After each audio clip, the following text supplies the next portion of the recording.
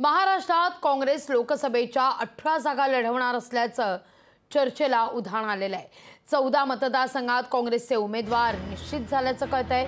दिल्लीत काँग्रेसच्या उमेदवारांची नावं ही ठरली आहेत। 4 जागांवरील उमेदवार आजपर्यंत ठरणार आहेत। काँग्रेसची लोकसभेच्या उमेदवारांची यादी निश्चित होणार असल्याची चर्चा आहे। दिल्लीतल्या बैठकीत उमेदवारीवर शिक्कामोर्तब झाल्याचं देखील कळतंय। उमेदवारांची आज घोषणा होण्याची शक्यता वर्तवली गेली आहे।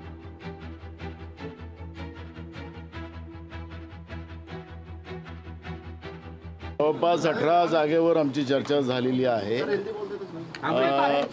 अजून उद्या आमची मुंबईला शरद पवार साहेब आणि उद्धव ठाकरे साहेबांबरोबर मीटिंग आहे सकाळी 10 वाजता। त्याच्यावरही काही शिक्कामोर्तब अजून होईल।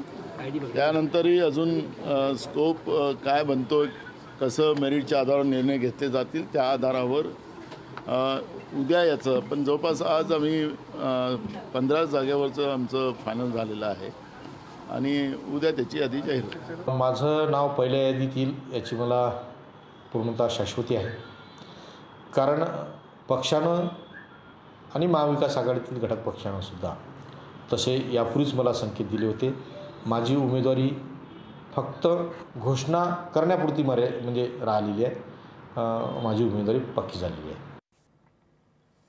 अमरावतीमधून बळवंत वानखेडे, गडचिरोलीमधून नामदेव किरसान, नंदुरबारमधून गोवाल पाडवी, पुण्यातून रवींद्र धंगेकर, नागपूरमधून विकास ठाकरे, चंद्रपूरमधून विजय वडेट्टीवार, सोलापूरमधून प्रणिती शिंदे, कोल्हापूरमधून छत्रपती शाहू महाराज।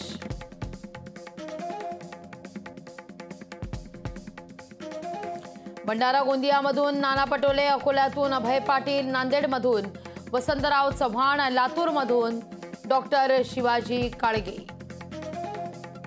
भिवंडीमधून दयानंद चोरगे, सांगलीतून विशाल पाटील यांना काँग्रेस उमेदवारी जाहीर करू शकते। लोकशाही मराठी ऐका, पहा, जागरूक रहा।